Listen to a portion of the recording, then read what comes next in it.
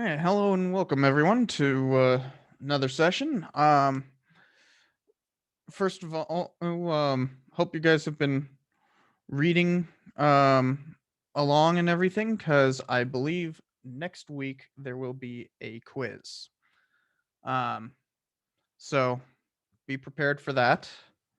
Um, but uh, that also remember that quizzes include both everything in the lecture and the readings.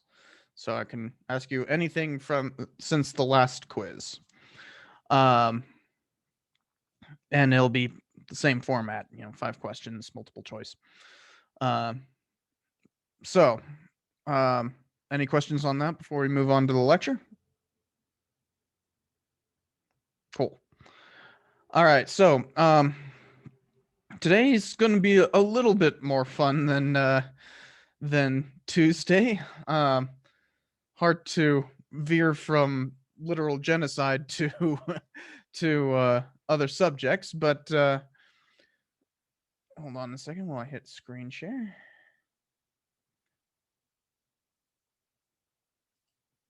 Oh, it still has the zoom thing.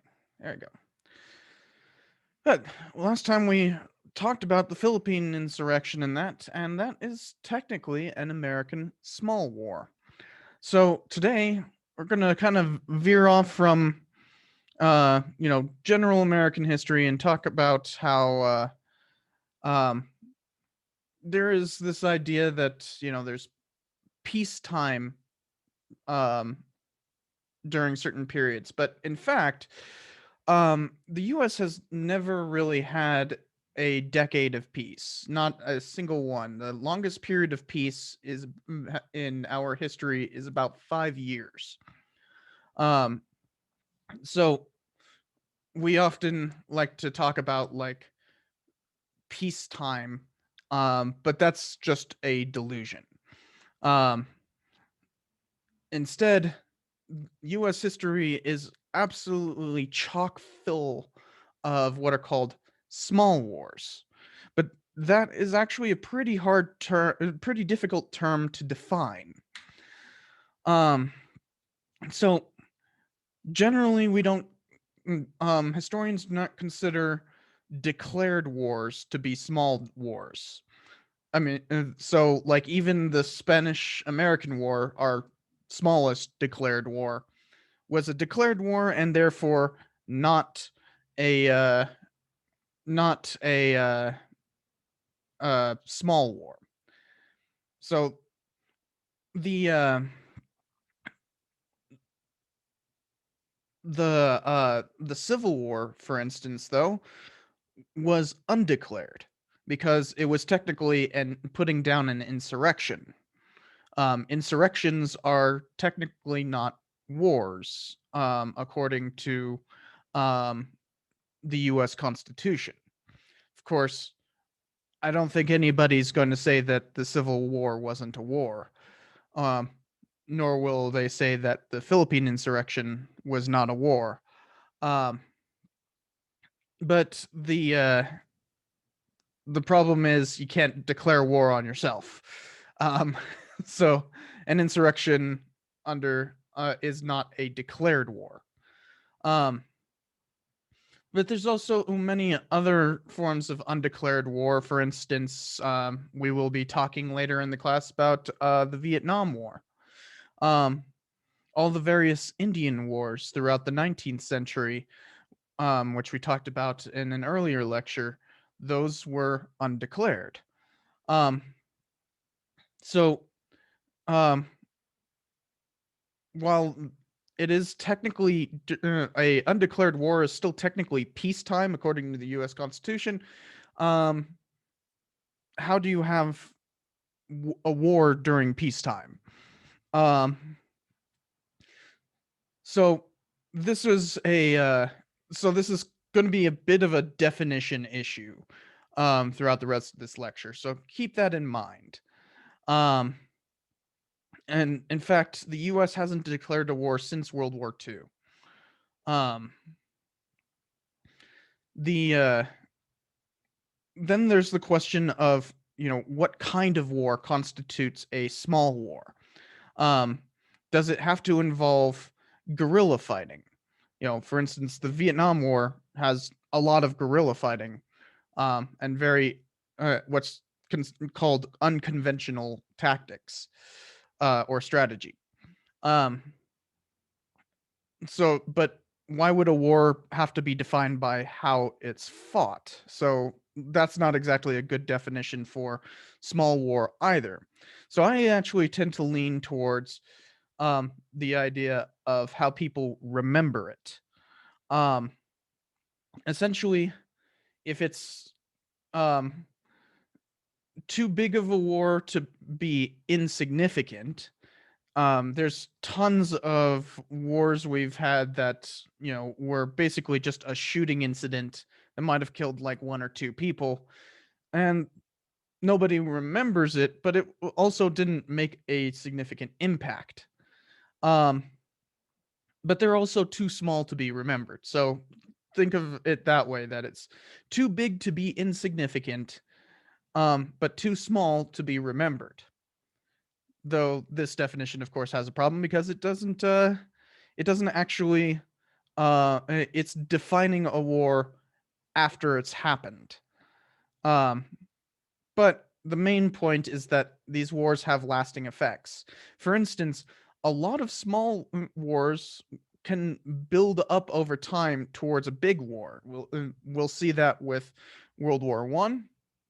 We'll see that we in the first half we saw that with the Civil War, that there were several smaller wars that built up to it.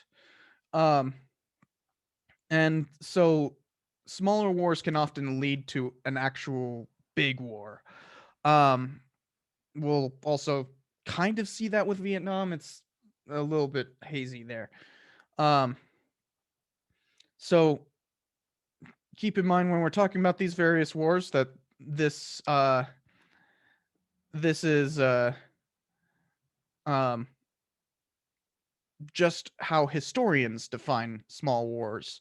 Um, According to the Marine Corps, um, in their 1940 manual on small wars, they said that a small war that small wars are operations undertaken under executive authority wherein military forces combined with diplomatic pressure in the internal or external affairs of another state whose government is unstable, inadequate, or unsatisfactory for the preservation of life and of such interests as are determined by the foreign policy of our nation.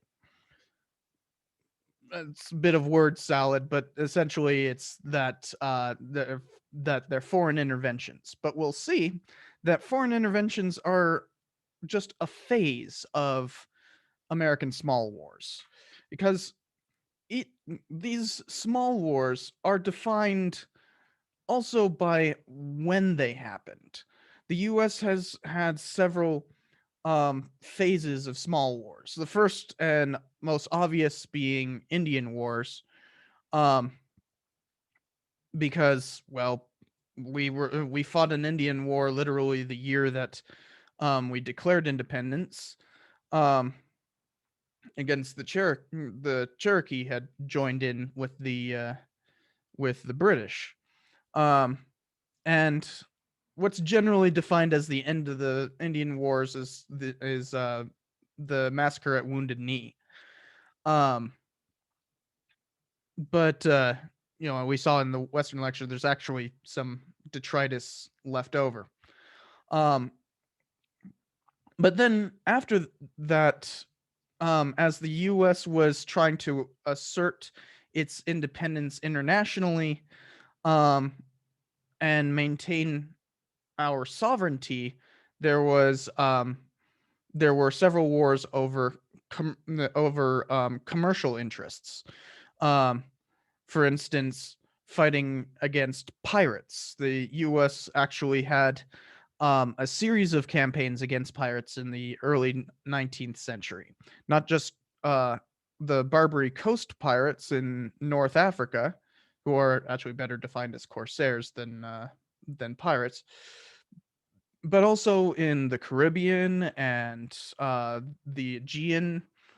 Um, so everywhere the U.S. wanted to assert commercial interest and the freedom to make trade, often would try to stamp out piracy and stuff along those lines.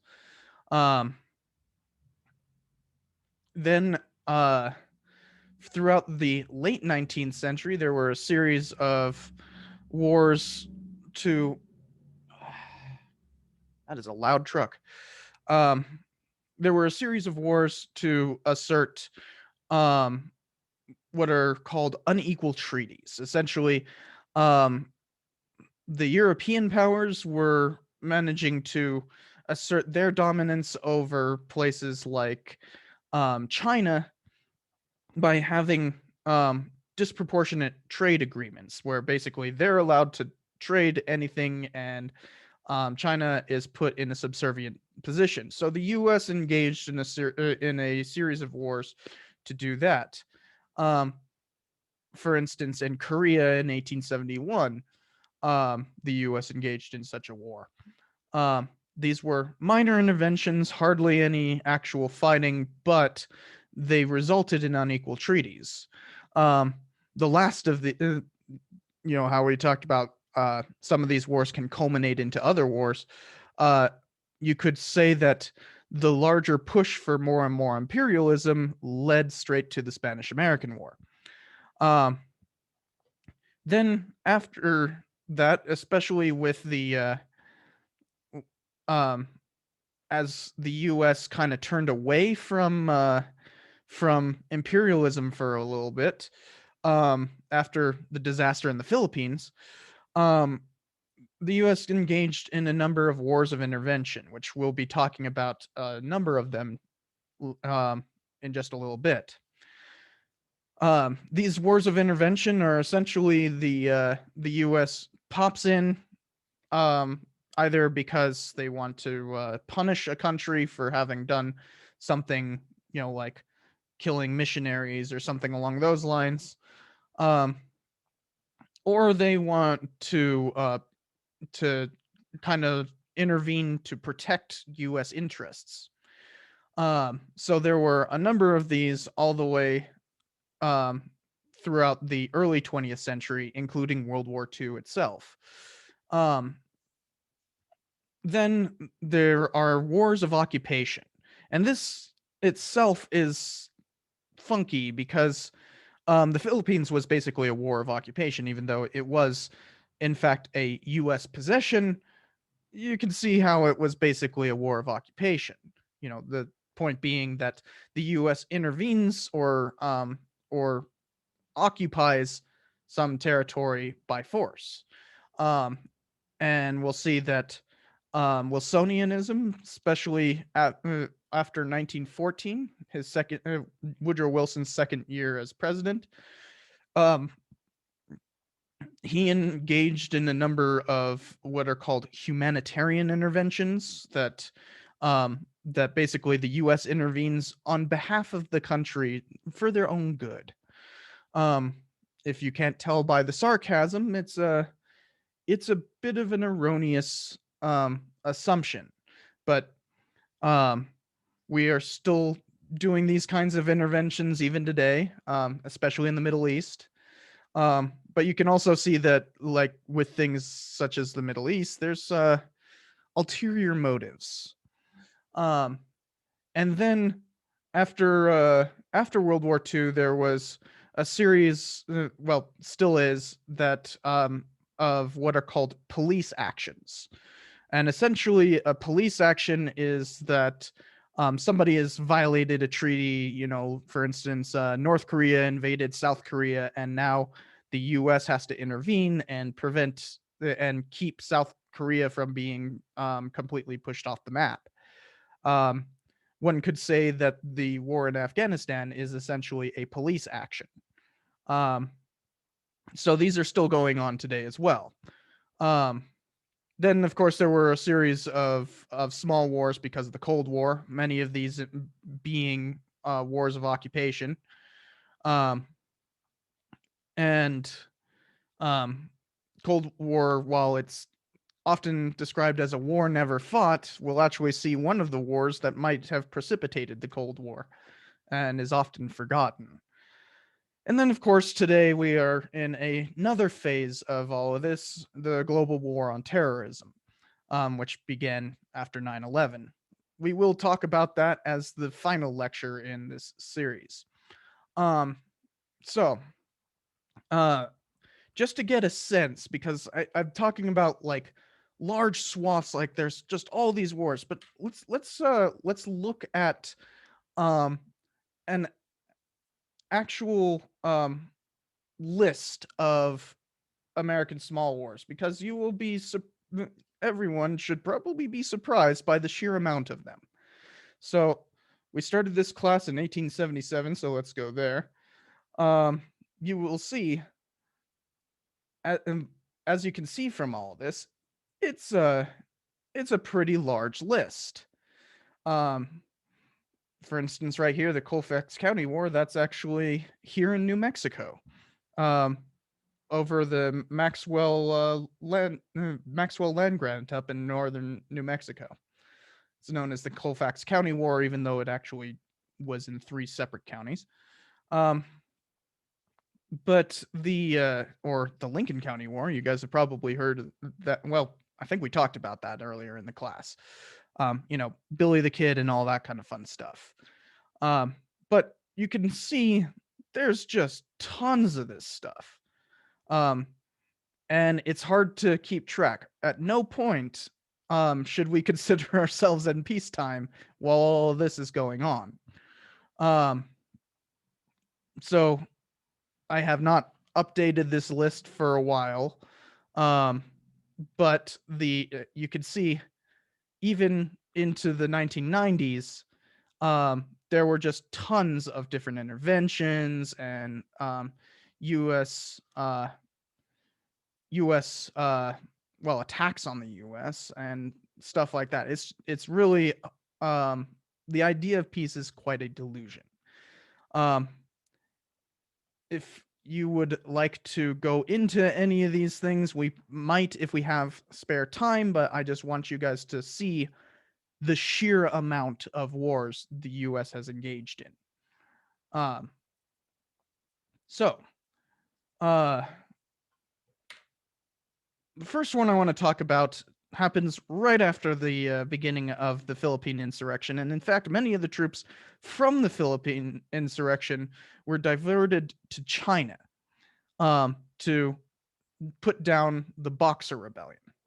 So, um, the because of all the imperialism, the unequal treaties that we've already mentioned, that a lot of Chinese folks obviously did not feel particularly enamored of imperial power.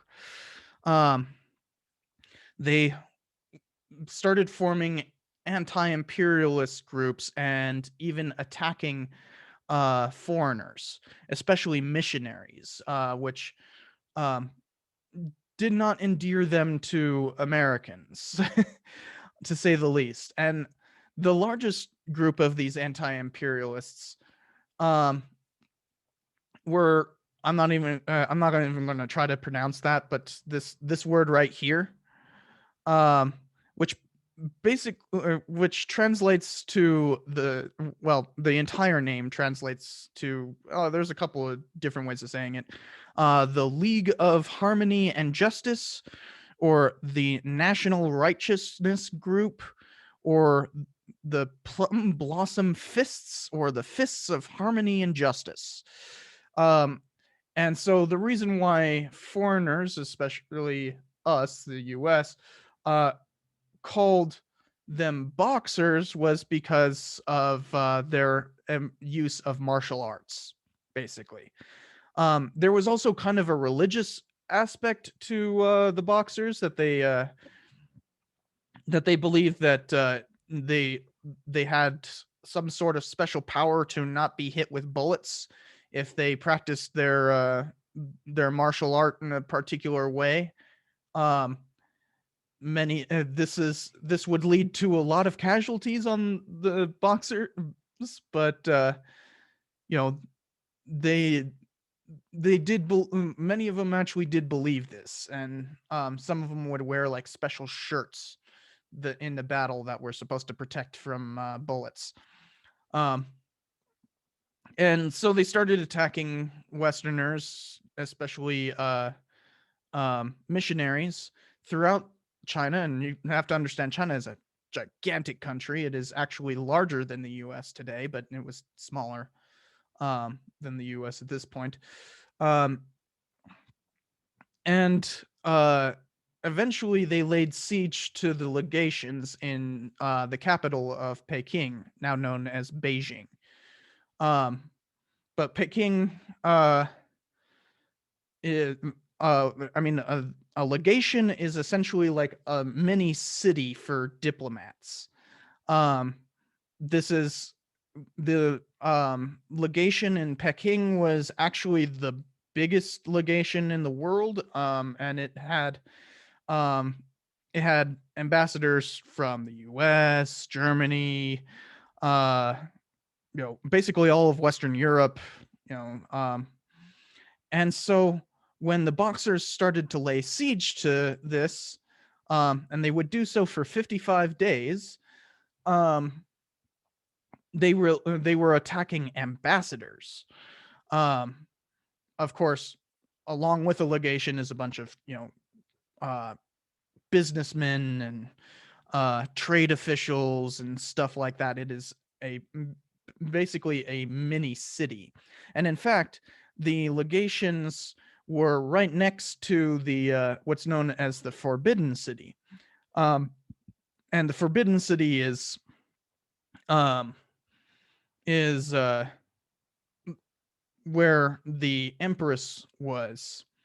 And so at this point, this was still Imperial China. The Qing dynasty was still in power. But the last major empress was in power at this point, known as the Dowager Empress because she was a widow. But at first, she didn't actually back the Boxers. Um, it's a weird situation that happened in the in a bay in what's known as Tianjin Bay today. Um, it was called it was called Taking Bay at that point. You can tell the Chinese language has kind of morphed over time. Um, but in Tianjin Bay, there was um, a basically a bombardment against Boxers by the British. Actually, one U.S. ship took part in that.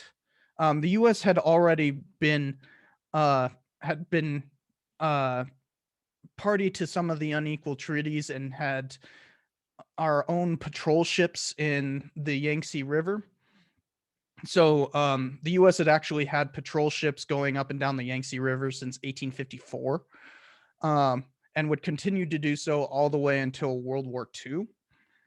So from 1854 to 1941, U.S. would patrol the Yangtze River. So there were U.S. ships already there to kind of put down some of this, and so this bombardment against Boxers really turned the Empress against the Western powers, even though she had actually signed some of the unequal treaties. And so this basically meant that China was at war with all of the Western powers. Um, so 8 nations came together to form an alliance. Um, you know, of these 8 nations included things like places like Japan, but most of them were from Western Europe. France, Britain, obviously the U.S., Germany, Italy, all came together to form this alliance, and try to put down the Boxer Rebellion. So they landed in Tianjin, which is just down the just off the coast from Beijing, and worked their way into Beijing to stop the siege of the legations. Um, and you could see here, this picture is actually of them putting down the siege of the legations, and this guy is climbing the wall of the Forbidden City and putting an American flag at the top of it. Um, so most of the American forces were Marines, but there were actually plenty of Army as well.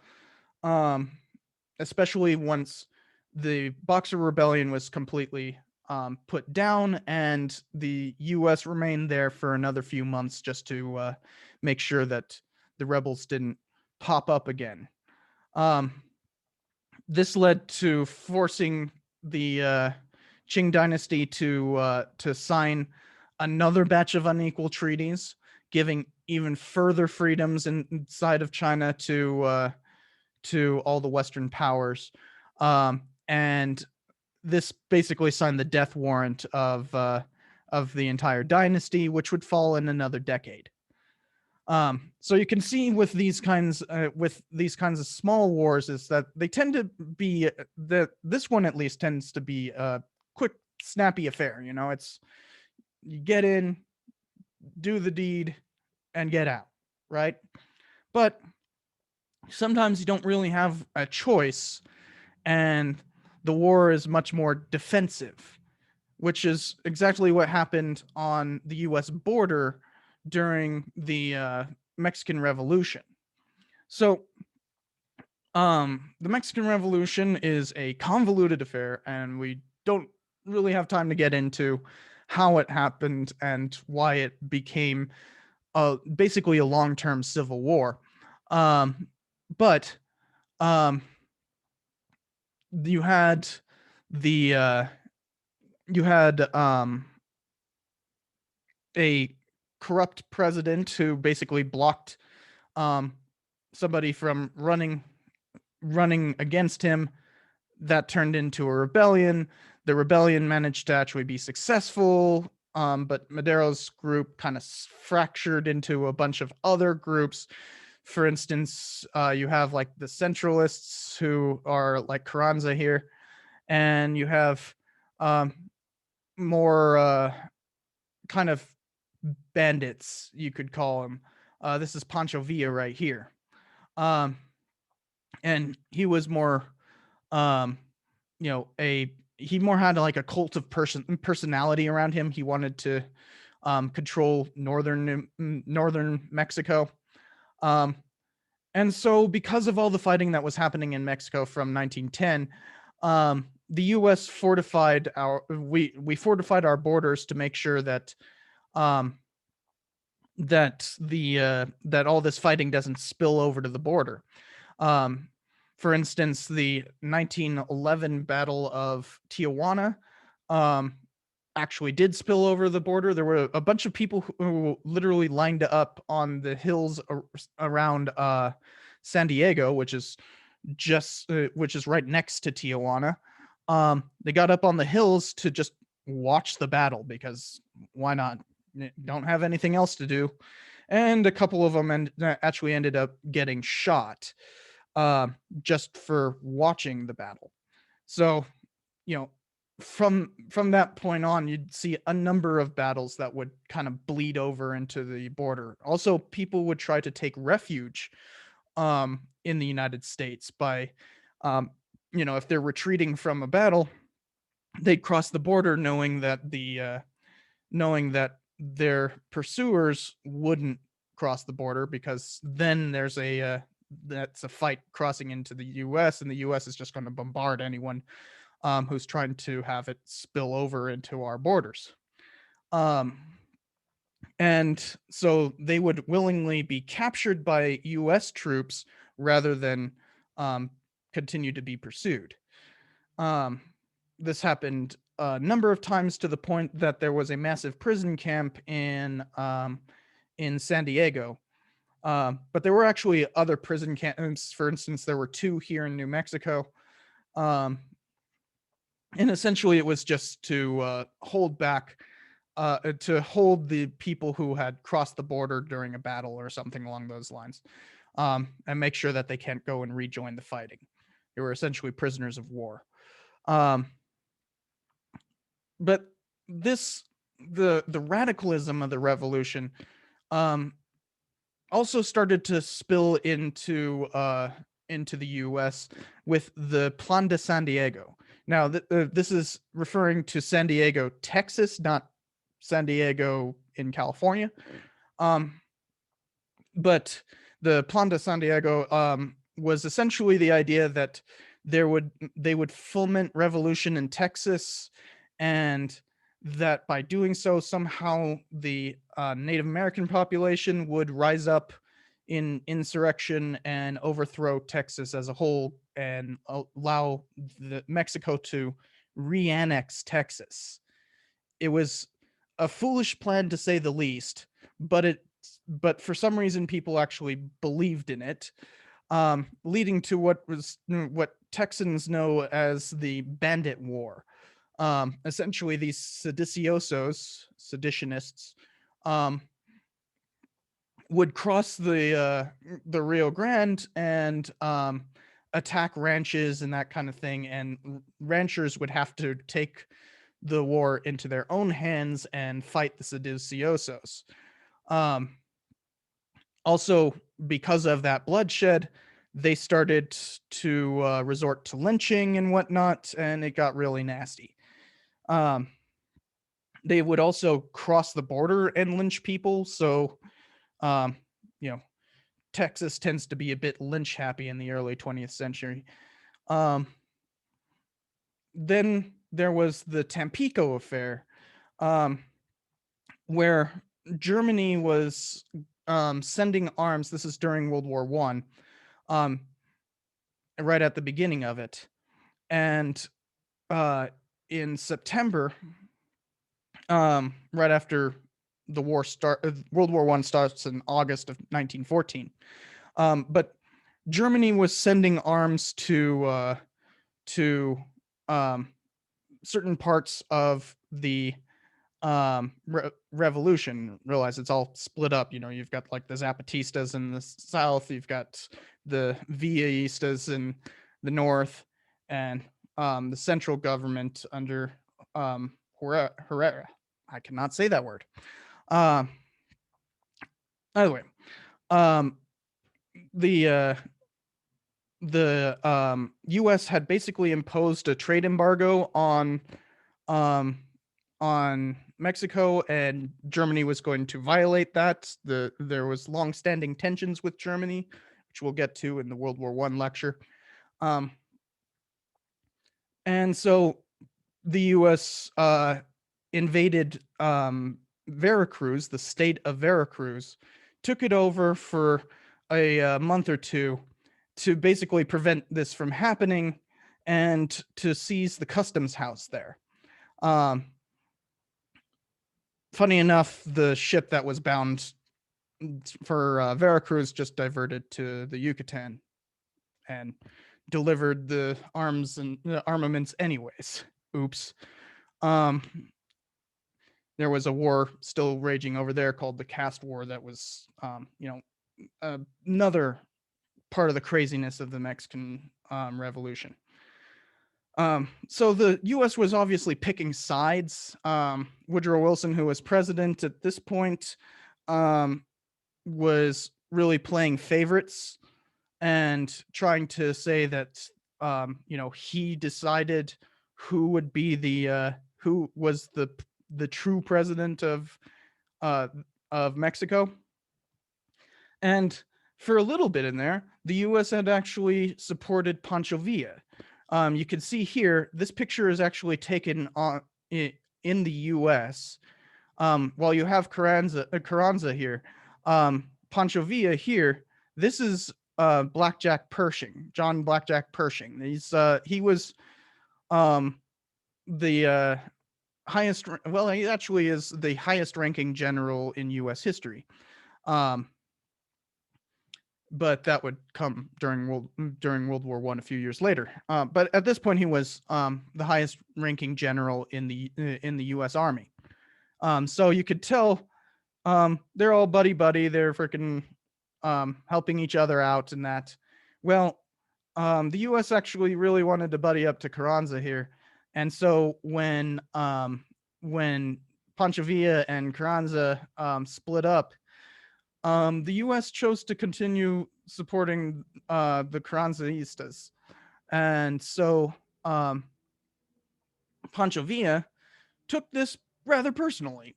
Um, he he attacked a bunch of railroad workers in Sonora, killing 5 of them, and then he did his most daring raid by attacking the town of Columbus, New Mexico.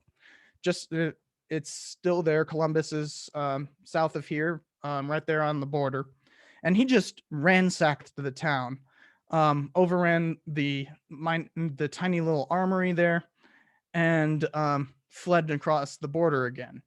Obviously, the U.S. was not happy with this, to say the least.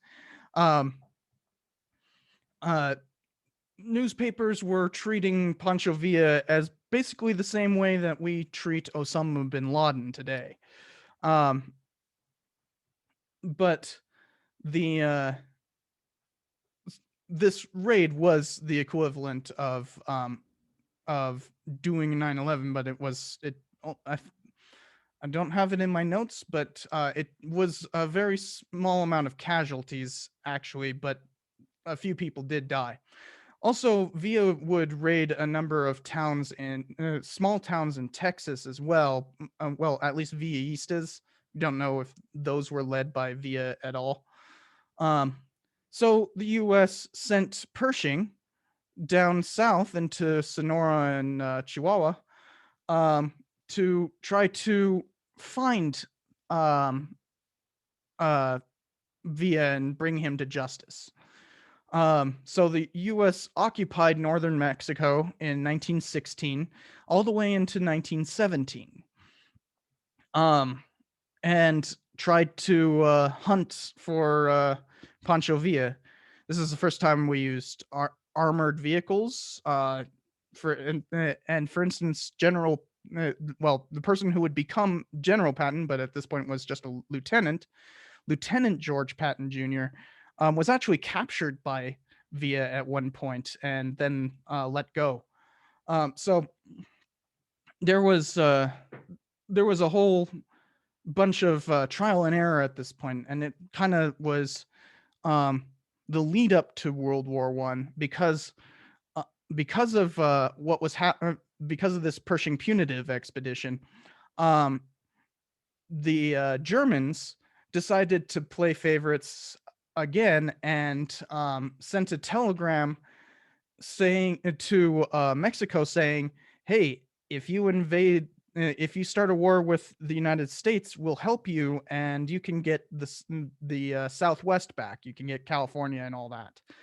Um, Also contained in the Zimmerman telegram um, was a promise that they would engage in unrestricted submarine warfare. Basically, they would just attack U.S. shipping, even though the U.S. was not involved in World War One. So this telegram led to the U.S. joining the British and French in World War One. So that kind of ended the Pershing punitive expedition. Hold on a second. Ah, so, um, but it didn't end the border war because the Mexican Revolution was still going on. For instance, that same year, there was a strike in Bisbee, Arizona, and because there were a bunch of Mexicans working on that side of the border, they were gathered up into a mass deportation and sent over here to New Mexico, actually, to be sorted out between who were just Hispanics who were American citizens and Hispanics who were Mexicans, and to be deported because of this strike. Um, and there would still be a number of battles. For instance, in Nogales, there's the town of Nogales, Arizona, and Nogales, um, Sonora. There was a big fight that broke out there in 1918. Um, Actually, probably involved a couple of Germans on the Mexican side of the border. And that led to the first border wall between the US and Mexico. The fighting continued in Mexico all the way into 1920. Um, the last battle that the US was involved in was in 1919 with with I think it is the fourth Battle of Juarez. Um, but it um, pushed over into El Paso, and so the U.S. got involved. Um, so it that whole war ended with a whimper, but you can see this is kind of a fundamentally different kind of small war, right? Um, this is the U.S. on the defensive for the most part. But sometimes these things also go with um, uh, the US obviously being on the offensive. And for the last one I want to talk about today, we can go into many other small wars if you couldn't tell. But the last one I want to talk about is known as the Russian intervention. And this sometimes is said to be the hot war that started the Cold War. Um, so in World War One, um, Russia was uh, Russia was an ally of the U.S. Um, because Russia was fighting against Germany, um, and the Austro-Hungarian Empire and the Ottoman Empire. Um, so the but Russia was a highly unstable country and experienced a couple of revolutions during the war in 1917. The first being the February Revolution, where a provisional government was instituted instead of the monarchy, um, and led by a guy named Kerensky. Um, the Kerensky government was temporary. It was literally called the provisional government. It was meant to be temporary, but radicals wanted even more than that. One radical returned from Germany. He had been exiled to Germany, and you know the Germans, recognizing a opportunity, sent him back. And this guy was named Vladimir Lenin. Um, and Lenin actually tried to work with the Kerensky government for a little bit. The July days, for instance, in realize when we're talking about dates in 1917, they Russia was on a different calendar. They were on what's known as the Julian calendar. So months were a couple months later. So, like for instance, the February Revolution actually happened in March. The October Revolution, which we're leading up to, happened in November. Um, but according to the Julian calendar, it was February and October. But in July, there was a bunch of revolutionary fervor, and Lenin actually tamped that down. But in October, he had turned back to a what's known as the Petrograd Soviet, basically a labor union turned into its own workers' council, kind of its own government. Um, and um, Lenin started yelling slogans like "Power to the Soviets" and stuff like that, as in workers' councils. And well, in October, they had a fairly bloodless revolution. Um, but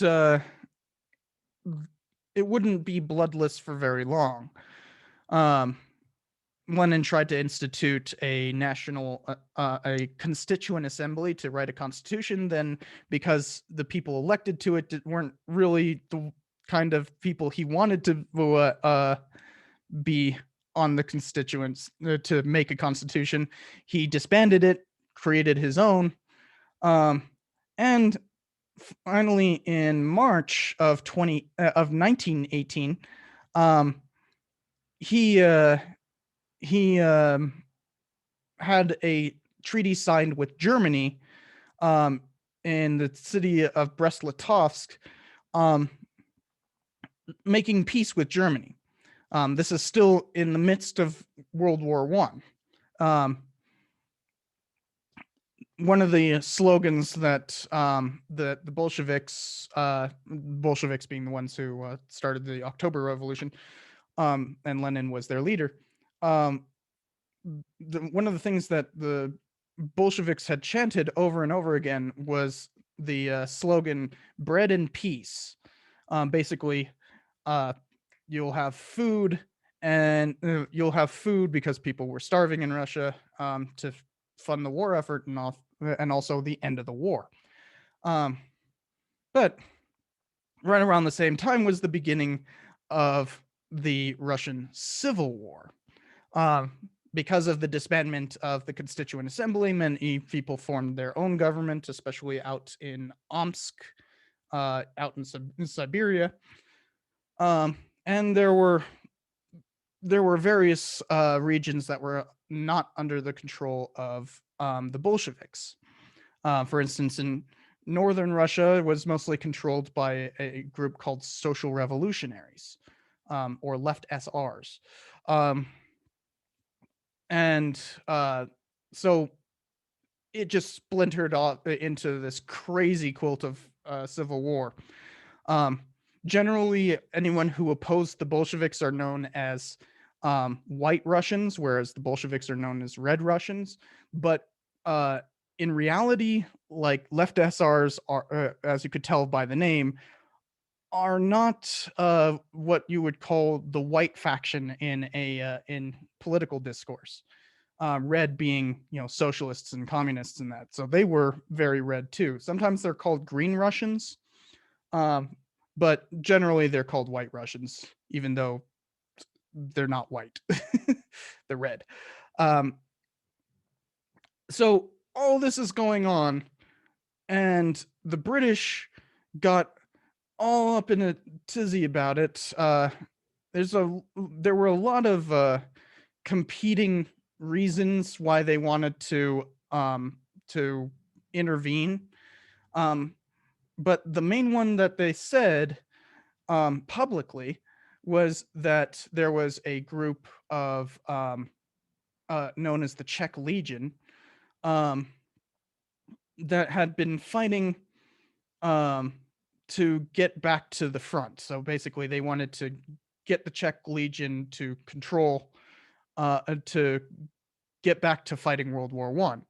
Problem with that stance is that the Czech Legion was already in control of basically the entire Trans-Siberian Railroad by this point. So that's not exactly true. The other excuse that they gave was that they wanted to secure munitions depots from possible German um, um,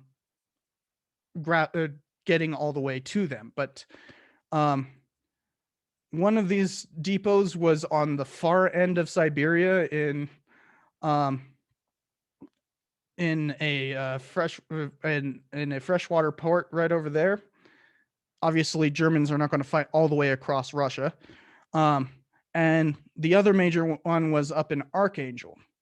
And Archangel is the far north of Russia. Another place where Germans probably aren't going to manage to fight all the way up there. Plus, they had already signed, the Treaty of Brest-Litovsk. But the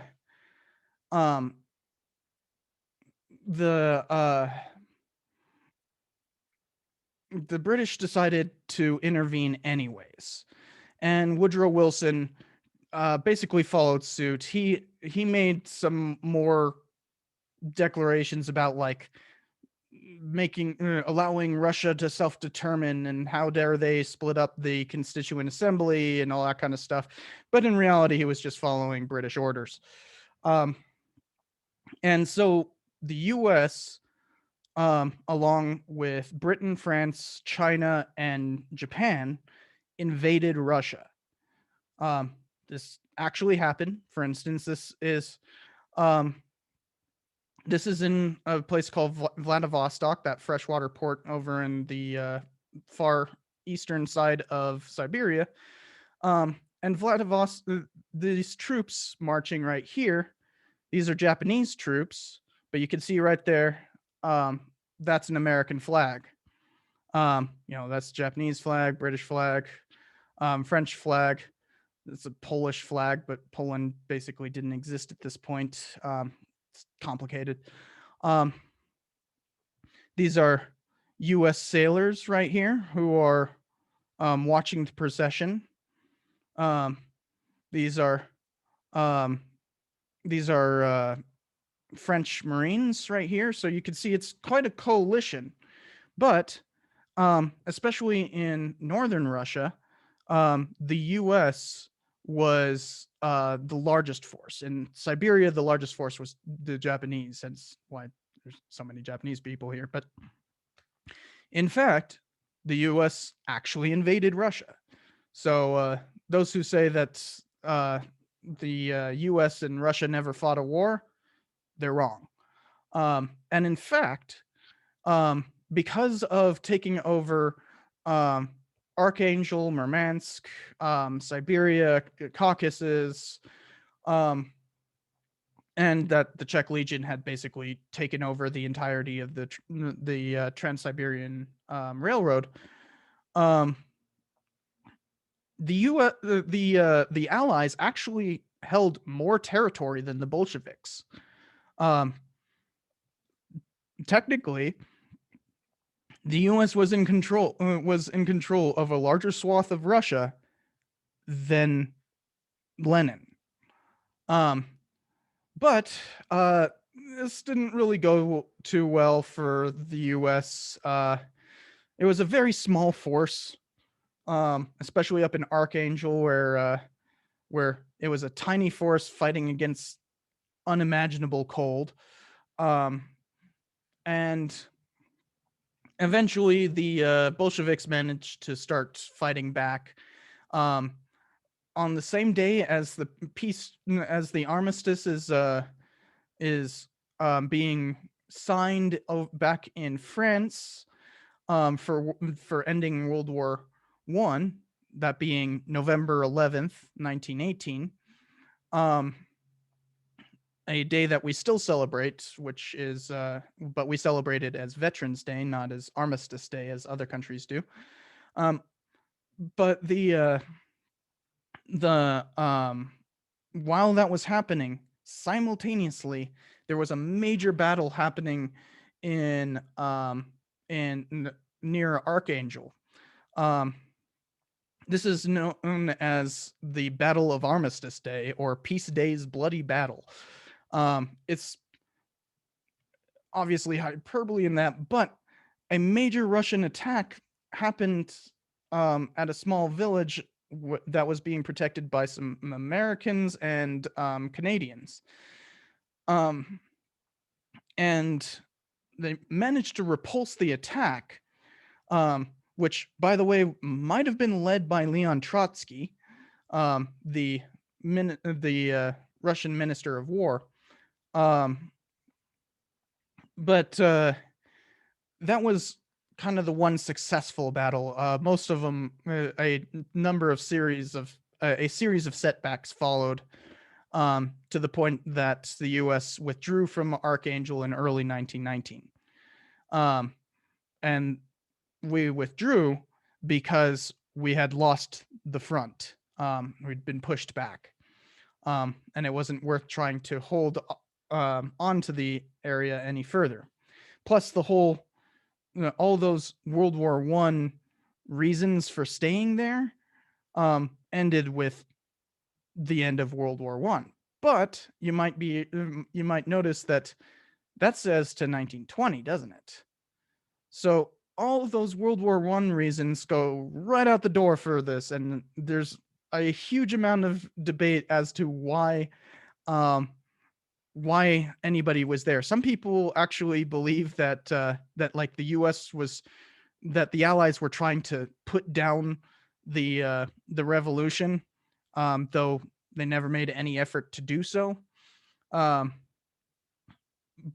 though that is the standard Russian interpretation. You'd see people like when Nikita Khrushchev came to the U.S. in the 1950s. He actually had a number of times where he'd bring up the Russian intervention and be like, "You tried to strangle our revolution in the cradle." Um, so this obviously created a lot of animosity, but also even the British cabinet, who made the decision, um, couldn't was not unified in that decision to intervene. And when they looked back on it during the decision making process of whether or not to stay, which they did choose to stay, the Prime Minister Lloyd George actually said Russia was like a jungle, and I did what I felt was necessary. Um, but he also said later on in that same meeting that he was confused over that reason and had no idea why he was doing it. So it's literally um, the people in power had no idea what they were doing. In fact, you'd find in those cabinet meetings a number of times uh, when the cabinet doesn't even know where like Siberia is. Um, they'd be like, "Well, we can just land troops on the other side of the Urals and then just march them to Archangel." It's like, that's Siberia, not northern Russia, you idiots. But um, it really shows the pure confusion that drove the decision to intervene. Um, so the Allies remained in the Caucasus for the better part of 1919 until that front started to fall apart as the Russians kept beating back um, the interventionists and the White Russians. And the US remained in Siberia all the way until 1920. Um, and the Allies had control of the entirety of Siberia. So um, that was the stronghold of White Russians, especially in Omsk, um, which is right on the other side of the Urals. Um, and but eventually the U.S. started to withdraw, um, basically on our own. The British withdrew before us by only a few weeks, but the Japanese actually remained in Vladivostok until 1922, and they annexed an island that they would hold until 1930. Um, and so there was you know quite a haphazard end to this war. Um, but at the same time, the U.S. didn't stop trying to um, kind of pick sides. Um, so France started imposing what's known as a cordon sanitaire, essentially alliances with all the bordering countries with Russia in order to make sure that they cannot trade. Um, this cordon sanitaire um, meant that Russia could not trade with the outside world.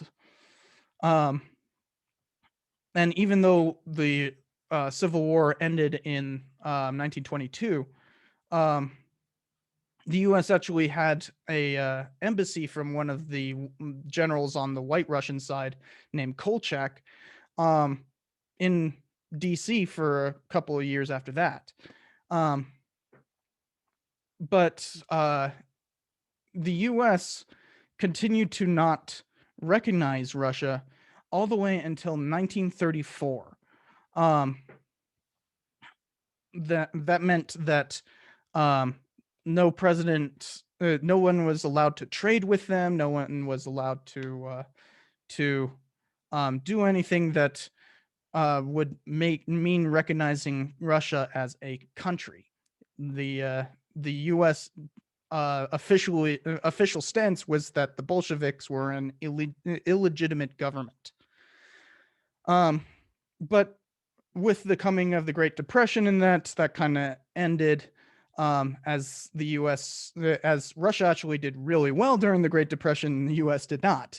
So one of the reforms that Franklin Delano Roosevelt improved was to officially recognize Soviet Russia, and Russia, with the creation of what's known as the Communist International, started pushing in the U.S. for a popular front against Nazism, basically unification, while not saying that like capitalism is good or anything, but at least allying with the capitalist countries against fascism. And so that kind of slowed down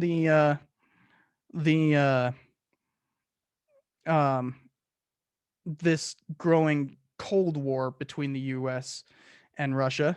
But as we'll see after 1945, that starts up again anyways. So you could actually say that the Russian intervention was kind of the beginning of the Cold War. So with all of that being said, these wars are small and forgotten, right? Many of you probably have never even heard of the Russian intervention, and like might be surprised that we literally invaded Russia.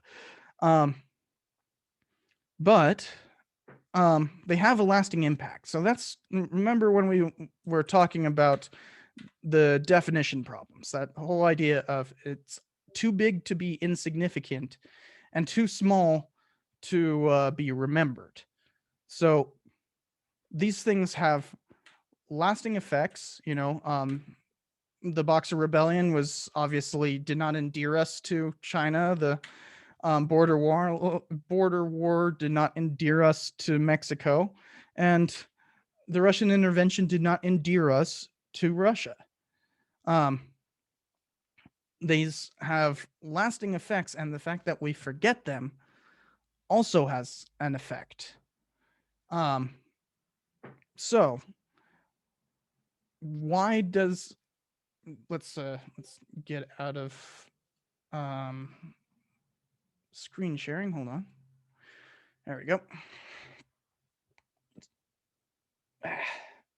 There we go. So why should we remember these things, and why do small wars matter? Well, one of the main reasons is because, like I said earlier in the lecture, is that a bunch of smaller conflicts are going to lead to a bigger one if we don't resolve them. Mm-hmm. Yeah. So, like with the Russian intervention, you could argue that it led to the Cold War, right? Right. But there's something kind of deeper to this, right? I showed you earlier that list. Let's go back to that list. Let me find it real quick. That list of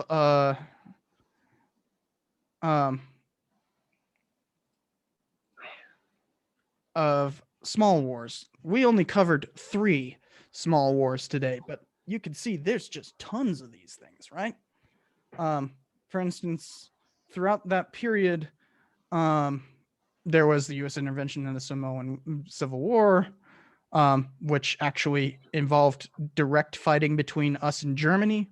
There was, we've already talked about the Philippine insurrection and the Moro Wars.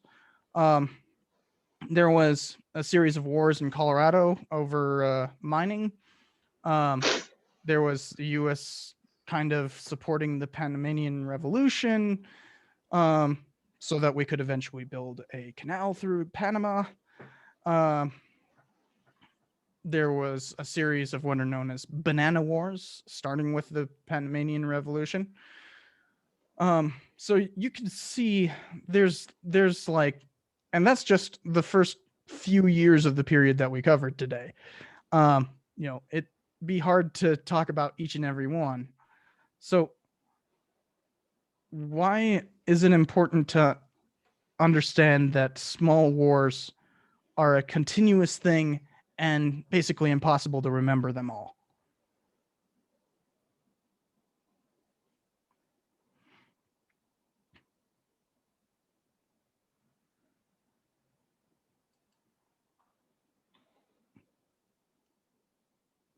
Anybody?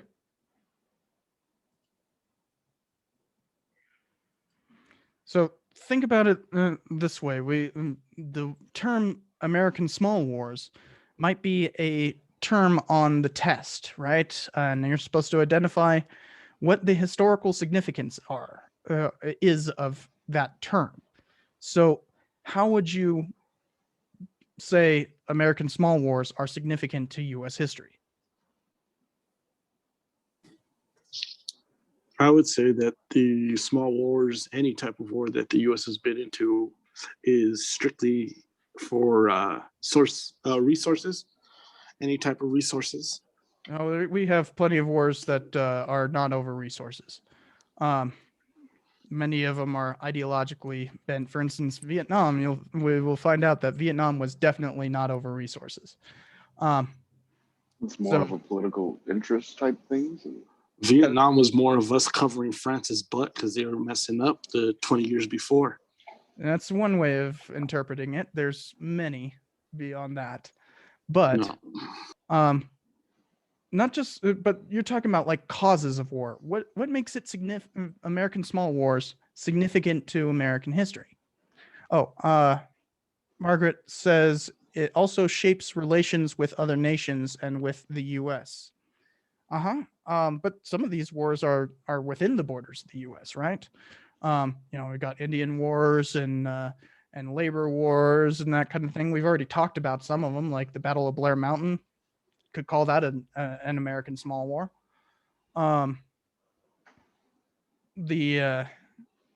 So why is all of these combined important? And Chase says, in a weird way, it defines America. Yeah. I mean, remember that slide that hold on. Remember this slide? Well, here you can kind of see that each one of these phases kind of defines where America is as a nation, right? By the time that we're acting as world police, we're like one of two superpowers. But here we're fighting to even become a power. And it really defines how we define ourselves, right? Even though we all forget these wars, right? That's part of the definition. So, let's come on, stop screen sharing. Give me the button. Thank you. There we go. So let's brainstorm how you might answer that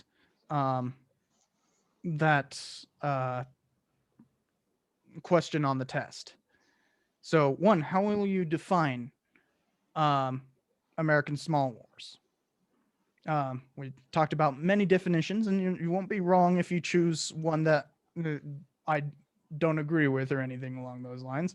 Um, you know my definition and you know the other definitions. You could choose whichever. So how would you define it? A war small enough to be forgotten, but big enough to be relevant. Yep, that's my definition. So you take that, and then how will you define its significance?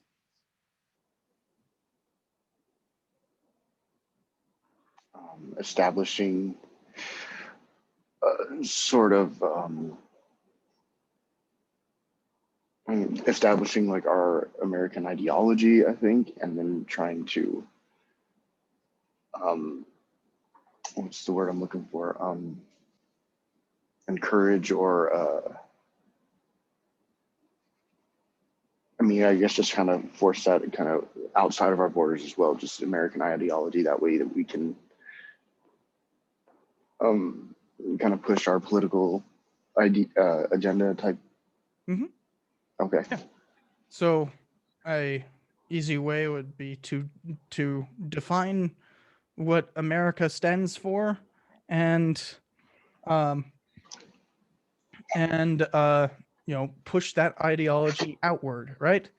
So Yes. you got two sentences there for how to answer, the question of American small wars. It's the first sentence reading, small wars are wars too small to be remembered, but too big to be insignificant. And the second sentence would be, they define American ideology and push that ideology outward. You can answer these things in two sentences. Define the term and, the who, what, where, when, why, basic definition kind of thing. And then you define the significance, right? So the that's what I hope you guys get when we have these discussions, is kind of like understanding significance, understanding how to complete that test, so that you actually are, so that you're well prepared for the test. And also kind of grasp why this history is important, because ultimately that's the idea, right? The history is the story of us, and us being, this is a class about the United States, and so this is really helping you understand the US better. So hopefully that all helped. If you guys have any further questions, you can ask me in just a second, but let me hit and stop the record. And otherwise, I will see you guys on Tuesdays. Thank you.